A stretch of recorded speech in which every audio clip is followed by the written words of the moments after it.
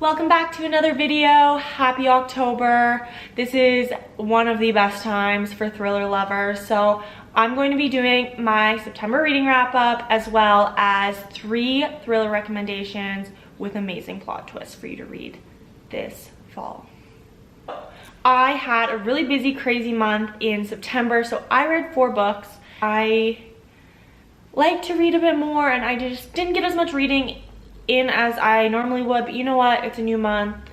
Out with the old, in with the new. Let's talk about the books I read. First book that I read in September was Yellowface by R.F. Kuang. This is a highly anticipated read. It was one of those books that I kind of had set to the side just for a little bit because I knew it was going to be perfect to pick up whenever, because if I was in a reading slump, if I wasn't, I was going to fly through this book, and I pretty much did. So in this book, we have 2 authors who are really good friends. We have Juniper and we have Athena. Athena is the more successful author. She has had greater luck and success in her career, whereas Juniper is a struggling author, published a book, it didn't do too well, so she is still trying to climb the ladder in the publishing industry. So when Athena dies, Juniper happens to witness this, and before she leaves, she takes Athena's unpublished manuscript. Athena's unpublished manuscript is about Chinese laborers in the First World War. And she makes the conscious decision that she's going to take this work of art, because it's bound to be a bestseller. She's going to take this book, manuscript, and she's going to publish it as her own. The difference between Athena and Juniper, besides Athena being more successful than Juniper, is unlike Athena, Juniper is white. She is not an Asian American. So publishing this work as her own clearly is very unethical. She is not able to speak upon people who identify as Asian or Asian American or the history firsthand, because she is a white woman. So she's like, whatever, I'm going to use my middle name Song. I'll publish it under my middle name. I'm going to take my author photos in a little bit of darker lighting so I look a little bit more ethnic, and we'll see what happens. And however, although she does these things, there is this lie and the dooming evidence that could be brought to light about the stolen work. So this book hits some hard, tough topics about racism, about cultural appropriation, about racism in the publishing industry, and it hit hard and I devoured it. This book is really hyped up, and it should be. I say run, don't walk, and go read Yellowface. Like, to me it was eye-opening, because these are actual things that have happened, could happen, in not only in the publishing industry but in other industries in the world. It makes you wonder about other things. It makes you kind of look around and think a little bit more. It was unreal. The second book I read is Off the Deep End by Lucinda Berry. Lucinda Berry, as you know, if you don't know already, please go watch my TikTok book talk videos.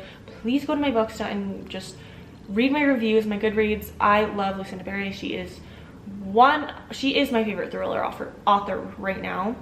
She writes unreal thrillers. If you are looking for something a bit more than your average thriller, if you just started reading thrillers and need something a little darker, look no further. So I read Off the Deep End. I was hooked right away. Basically, in this book, a mother crashes her car into an icy lake while driving her son and another boy his age home from a sports practice or something like that. She emerges from the water, goes back down to save her son, comes up, and comes to realize she saved the wrong child. It was not her son, it was the other boy. This story transpires through months after the incident, when the boy she saved goes missing. She claims she has nothing to do with it, and the story just spirals from there. So this book started off strong. I was hooked right away. We hit that icy lake quite quickly into the story. but after that I found that it fell a little bit flat for me. Again, it's a Lucinda book, so I mean, it's not a bad book. It's not that I didn't like it, I still enjoyed it. It just, I felt it dragged a little bit more, and it was one of those, what am I reading books? This is insanity. So it was like weird, dragged a little. I don't know, and I don't remember being as shocked as I am as by most of her books. I still think it was good. I still enjoyed it. I'd rather be reading a Lucinda book than most other books, if I'm being honest. So it was still great, just not my fave by her.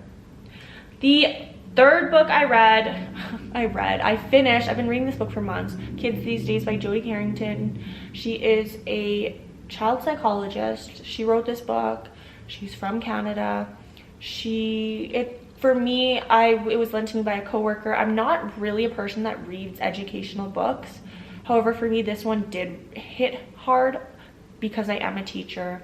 This book talks about the problem with kids these days, what's going on with kids these days, why is it harder than ever to deal with kids these days, and what about the people who are the ones caring for the kids. We need to reflect and make sure we're okay before we can take care of the kids.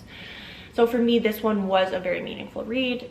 I gave Yellowface 4.5 off the deep end 3, and so I gave this one 4 because I learned some lessons, and there are some things that will repeat in my head throughout the teaching day for the rest of my career. Okay, the fourth book I read was Dear Dolly by Dolly Alderton. I loved her memoir, Everything We Know About Love, so I knew I had to jump on this one. My sister read it in a day. Didn't take me a day, but she has a column with some high magazine where she is kind of the agony aunt. So people write into her with advice on all things love, friendships, relationships. She even narrows this book down into sections where she answers the questions based on the topic. Hold that thought. Hi. Hey, what are you doing? Well, she is the agony aunt of the column, so people write in and they ask questions. So it's broken up into topics, anything from love, life, relationships, family. There's like seven main topics. I just find Dolly's advice so wise and trustworthy. I feel like she's so young, but she's so, I could feel like if she was, if I could ask her anything and I would trust her and her words. Yeah, her books are just like a warm hug from a friend or a sister or just someone you trust very much. Okay, thrillers with amazing plot twists in my opinion that are perfect to read for the fall season, for spooky season. The Things We Do in the Dark by Jennifer Hillier. I hope I'm saying that right. I've read 2 of her other books, Little Secrets and Jar of Hearts. I like Little Secrets better. Jar of Hearts was okay in my opinion. I love Things We Do in the Dark though. I think that is probably my favorite one I've read by her so far. And that was almost 2 years ago now. I haven't read one of her books since, but I really want to read. There was one I put on my want to read not long ago on Goodreads. However, so in the Things We Do, it's not the things, it's Things We Do in the Dark. I keep calling it the Things We Do in the Dark. Things We Do in the Dark. A woman comes to in the bathroom with her husband dead in the bathtub, covered in bloody, and she is holding a straight blade, and police officers are facing her. However, what could be worse than being charged with her husband's murder, her celebrity husband's murder, her dark and secret past threatening to come to light if the truth comes out. So this book has everything you would want in a thriller. It has multiple POVs. Again, jaw-dropping twists, obviously, otherwise I wouldn't be talking about this book.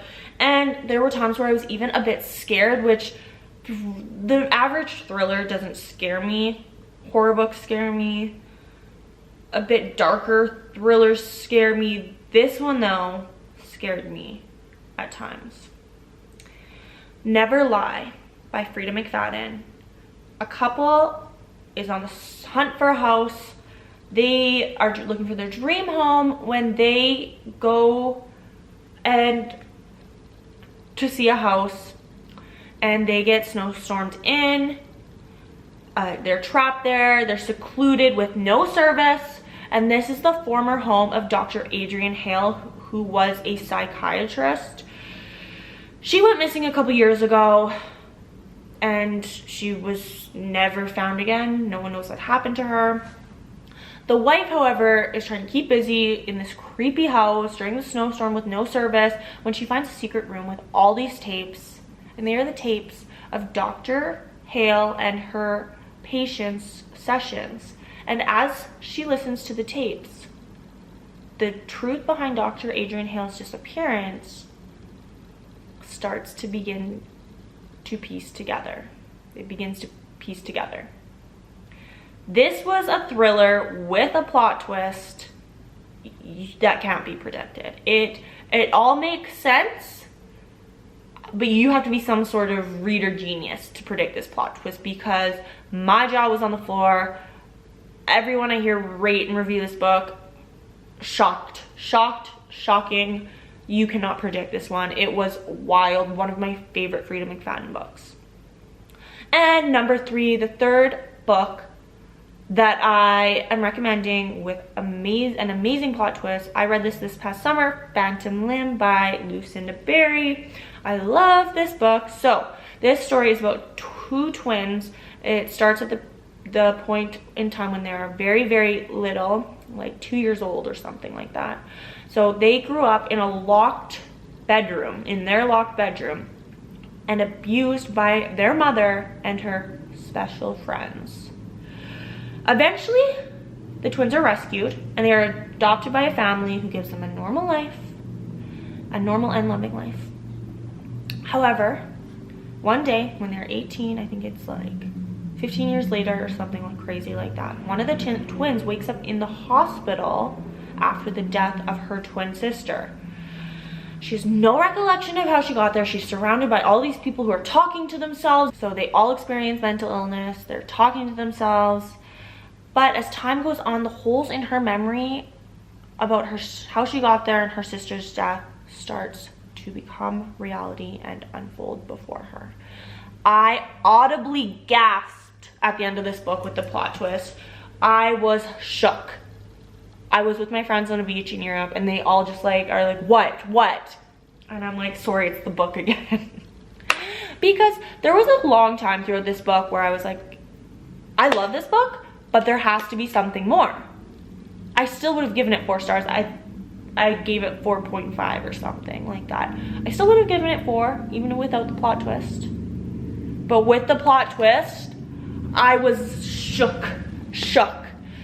It was wild. This was one of my top Lucinda books. Highly recommend. If you read her books, read this one. Loved Appetite for Innocence, so maybe read it after Appetite for Innocence, but this one had an even bigger plot twist, in my opinion, than Appetite for Innocence. So go read it. Those are 3 books to add to your October spooky autumn TBR that I highly recommend as a thriller lover. Anyways, happy spooky season. Read all the scary books, read all the thrillers, mix in some dark ones, mix in some horror. If you need to lighten up, have a lighter book in there, I don't blame you. It's fine. I won't judge. But happy October, happy reading. Bye, guys.